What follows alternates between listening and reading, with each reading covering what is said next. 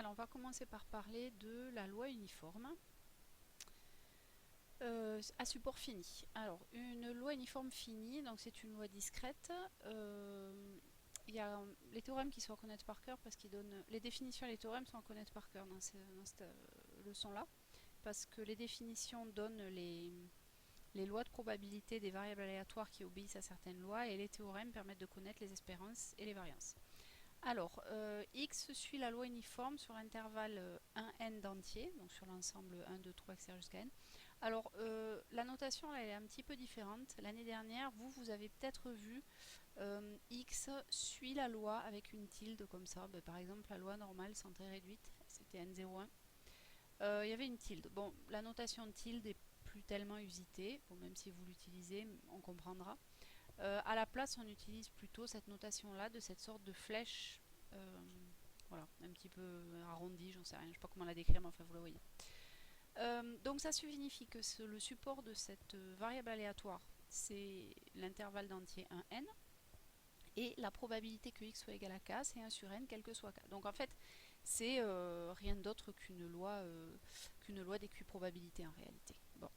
Alors dans le premier test, on va essayer de voir comment on peut se servir de cette loi. Alors avant ça, vous prendrez la peine, vous allez avoir quelques démonstrations de théorèmes, il y en a 3 je crois dans ce cours, qu'il va falloir connaître, il va falloir que vous les recopiez et qu'éventuellement vous les connaissiez, parce qu'elles ont valeur d'exemple et elles pourront vous servir dans des cas où des variables aléatoires suivent des lois qui ne sont pas très connues, mais pour lesquelles la façon de s'y prendre est la même que dans ces théorèmes. Donc vous allez commencer par faire ça, recopier la démonstration du théorème 2 dans votre cours. Elle se trouve évidemment sur le blog. Alors, donc le test 1 parle d'un lot de 100 pièces dont une seule est défectueuse. Un robot les prend une à une et les teste. Et on appelle x la variable aléatoire qui compte le nombre de tests effectués pour trouver la pièce défectueuse. Et on demande la loi suivie par x, puis son espérance et sa variance. Alors, donc pour déterminer la loi d'une variable aléatoire, première chose, on détermine son support. Donc ici c'est 1, 100, puisque le robot il peut effectuer de 1 à 100 tests. S'il a de la chance, il ne fait qu'un test parce que la première pièce qu'il teste est la pièce défectueuse et après il s'arrête. Et s'il a moins de chance, eh ben, il doit starter le test des 100 pièces parce que ça sera la centième et dernière qui sera défectueuse. Donc le support de la variable aléatoire, c'est l'intervalle des entiers 1, 100.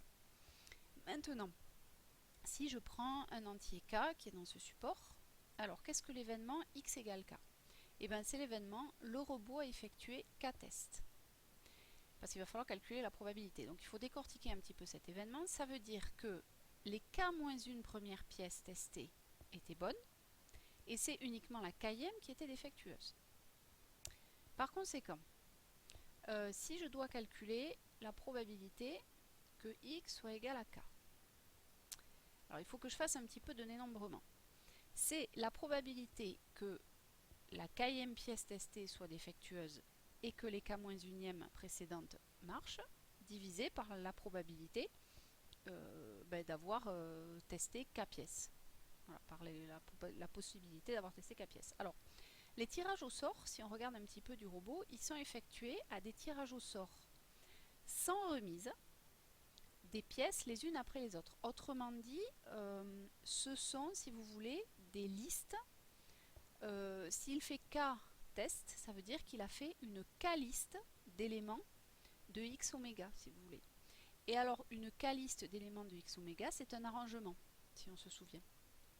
Donc, comment choisir? Alors, mettons, donc il a choisi k pièces, la dernière est défectueuse. Combien il y a de choix possibles pour celle qui est défectueuse?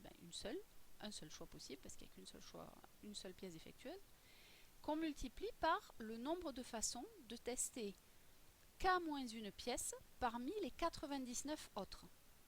On enlève celle qui est défectueuse, on l'a mise à part, il nous en reste 99 non défectueuses, et là-dedans, il a fait k-1 test. Et donc ça, c'est AK-1 99. Donc ça, c'est la manière de choisir k-1 pièce non défectueuse parmi les 99 possibles. Et tout ça, on le divise par le nombre total de tests. Et le nombre total de tests, c'est le nombre de façons de choisir k pièces parmi les 100 en faisant des tirages au sort successifs sans remise. Alors maintenant, je vous rappelle que je vais l'écrire ici. ANP, c'est factoriel n sur factoriel n-p.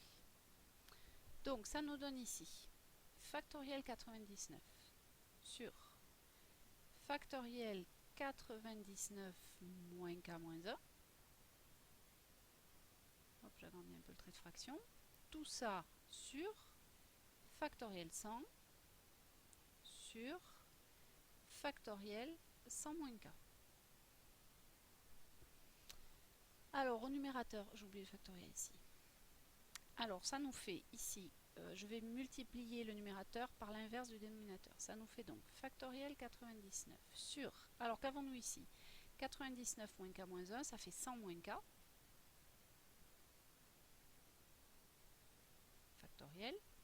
Fois 100 moins k factoriel sur 100 factoriel. Alors ici, hop, les 100 moins k factoriel s'en vont. Et ensuite, factoriel 100, on va l'écrire sous la forme 100 fois 99 factoriel. Et comme ça, on peut simplifier et ça nous donne 1 sur 100. Hop là. J'ai dit 1 sur 100. Et donc, on se rend bien compte que ceci est vrai, quel que soit le cas appartenant à l'ensemble de 1, et pas de 0, de 1 à 100. Voilà. Autrement dit, ça veut dire que toutes les pièces sont équiprobables. Et si toutes les pièces sont équiprobables, par définition, et ben ça veut dire que x suit la loi uniforme dans l'ensemble d'entiers de 1 à 100. Voilà, c'est la définition de la loi uniforme. C'est en fait la loi d'équiprobabilité sur un ensemble d'entiers. Voilà pour cette première partie. Alors maintenant, on demande l'espérance pour la variance. Alors une fois qu'on a reconnu quelle était la loi, puisque c'était ça le but, une fois qu'on a reconnu qu'une variable aléatoire suit une loi particulière, eh bien on peut appliquer le théorème, ici c'est le théorème 2, pour calculer l'espérance et la variance. Alors ici, remarquez qu'on n'a pas de problème. Hop, je me suis trompée. Ici, on n'a pas de problème. L'espérance de x et la variance de x existent, car ce sont des variables aléatoires finies. Alors ça s'écrit, hein. Voilà, parce que vous avez vu dans le chapitre précédent, l'espérance d'une variable aléatoire n'existe quand elle est finie. Quand une variable aléatoire est finie, l'espérance et la variance ne posent pas de problème parce que l'espérance et les variances ce sont des sommes finies.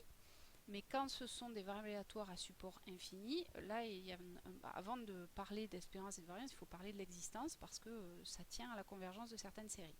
Bon, ici, il n'y a pas de problème, mais il n'y a pas de problème, on le dit quand même. Donc, on peut appliquer la formule. L'espérance de x, donc c'est n plus 1 sur 2. Alors ici, notre n ici vaut 100. Donc, 100 plus 1 sur 2, c'est-à-dire sur 2, c'est-à-dire 50,5. Et la variance, qui elle vaut n au carré moins 1 sur 2, donc n c'est toujours 100, 100 au carré moins 1 sur 12, pardon, pas sur 2, sur 12, ce qui nous fait 99,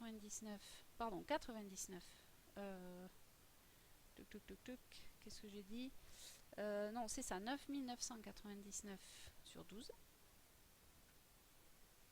Alors 9999 c'est un multiple de 3, donc ça fait 3 fois 3333 sur 3 fois 4, et donc ça nous fait 3333 quarts.